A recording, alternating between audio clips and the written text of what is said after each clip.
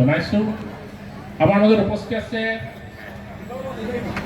আহোম জাতীয় গণমঞ্চৰ সভাপতি পাঞ্চাও মহেন্দ্ৰ দিহিঙীয়া ডাঙৰীয়া। মই তেখেতক মঞ্চলৈ আহ্বান জনাইছোঁ আহিবলৈ। আৰু আমাৰ মাজত আছে আহোম জাতীয় মহাসভাৰ সাধাৰণ সম্পাদক পাঞ্চাও অনন্ত গগৈ ডাঙৰীয়া। মই তেখেতকো মঞ্চলৈ নিমন্ত্ৰণ জনাইছোঁ।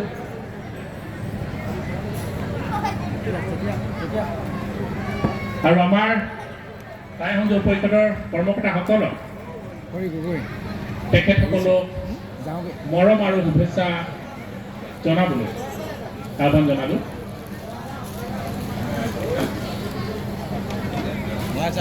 প্ৰথমে মই আমাৰ মাজত থকা ৰাজহ মন্ত্ৰী পাঞ্চাও যোগেন মোহন ডাঙৰীয়া আছে। মই তেখেতক টাইপাৰ তৰফৰ পৰা মৰম আৰু শ্ৰদ্ধা জ্ঞাপন কৰিবলৈ আমাৰ কৰ্মকৰ্তাসকলক আহ্বান।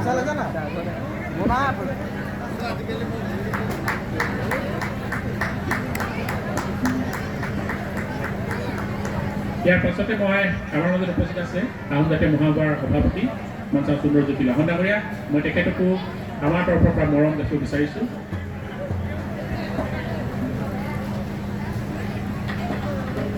ইয়াৰ পাছতে আমাৰ মাজত উপস্থিত আছে আহোম জাতীয় মহাসভাৰ সভাপতি পাঞ্চাও মহেন্দ্ৰ দিহিঙীয়া ডাঙৰীয়া। মই তেখেতকো আমাৰ তৰফৰ পৰা মৰম জনাবলৈ আহ্বান।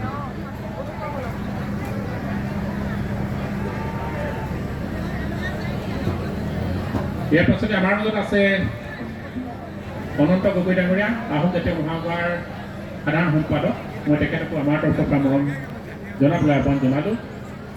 আৰু লগতে আমাৰ মাজত ইতিমধ্যে আহি উপস্থিত হোৱা বহুত দিনৰ পৰা ৰৈ আছে সাংস্কৃতিক সন্ধিয়াৰ উদ্বোধক হিচাপে নিমন্ত্ৰণ কৰি অনা লাচিত গগৈ ডাঙৰীয়া আছে।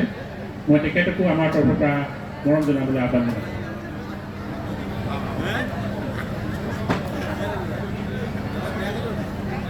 আৰু এই আপাহতে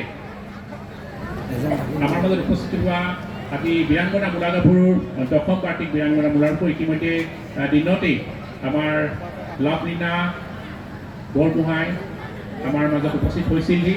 আৰু তেখেতক বীৰাংগনা মূলা গাভৰু বঁটাৰে বিভূষিত কৰা হ'ল। আৰু সুন্দৰকৈ এই অনুষ্ঠানটো আহি শেষ পৰ্যায়ত আমি উপস্থিত হৈছোঁহি দুদিনীয়াকৈ।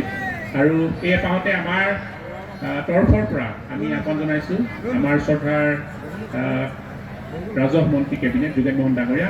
তেওঁক আমাক আচলতে দুআষাৰ ক'বলৈ আহ্বান জনাইছোঁ। ধন্যবাদ। টাই আহোম যুৱ পৰিষদৰ সভাপতি বিজয় ৰাজকোঁৱৰ ডাঙৰীয়াকে প্ৰমুখ কৰি এই সাংস্কৃতিক সন্ধিয়া উদ্বোধক লাচিত গগৈ ডাঙৰীয়া